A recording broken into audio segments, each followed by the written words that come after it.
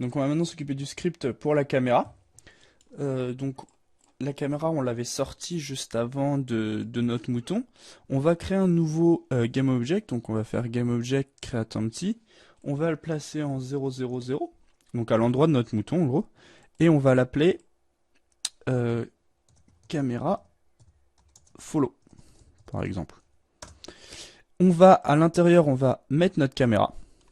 Donc en gros, quand on va déplacer cet objet, ça va déplacer notre caméra, mais la caméra va garder la position qu'elle a.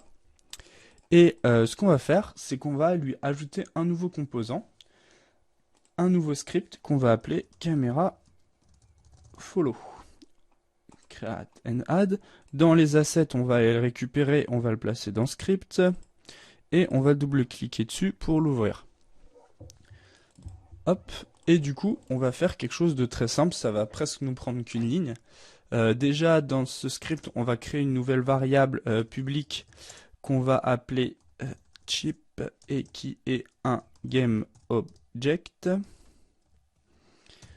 On va aller la remplir. Du coup, qu'est-ce que j'ai fait Oui, j'ai oublié le mot var. J'étais un peu trop pressé. Var, chip GameObject. Ok, c'est bon. On va du coup prendre notre caméra follow. Donc on a maintenant l'entrée chip. On va pouvoir mettre notre mouton dedans. Et ce qu'on va faire, c'est qu'on va récupérer la position de notre mouton. Donc comme pour world, on va utiliser la même fonction que celle-ci, la chip transform position. Mais sauf que cette fois-ci, on va donc mettre notre GameObject. Donc le GameObject avec une minuscule, ça permet de récupérer le GameObject sur lequel notre script est mis.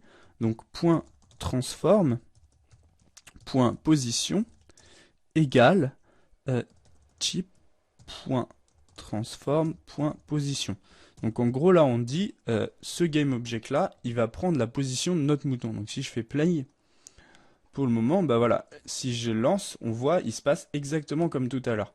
Mais ce qu'on va faire, c'est qu'on va rajouter une petite fonction qui avec un temps, donc je vais ouvrir la doc Unity qui est juste là, et du coup on va utiliser la fonction slerp. Qu'est-ce que c'est? C'est une interpolation sphérique entre deux positions. Donc on voit, ça s'utilise slerp, donc sur un vecteur 3.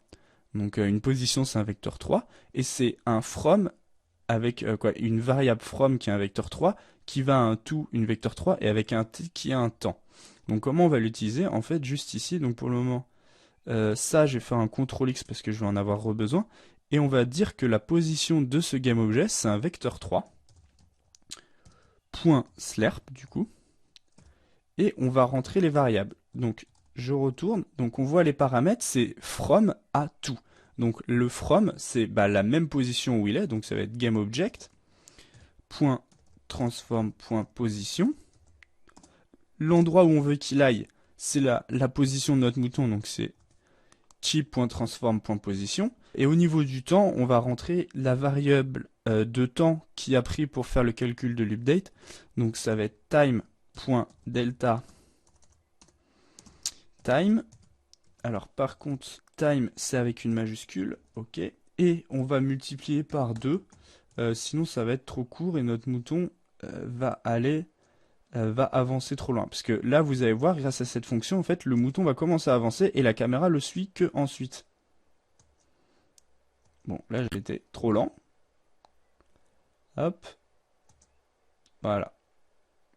Donc en fait, comme ça rend notre truc plus smooth. Et s'il se prend, vous voyez, la caméra continue à avancer un peu juste arriver à la position. Donc c'est parfait. Notre caméra suit notre mouton avec un petit... c'est un petit peu plus... Hop, bon, je me suis repris la barrière, mais bon. C'est un petit peu plus smooth. Donc pour la caméra, c'est bon.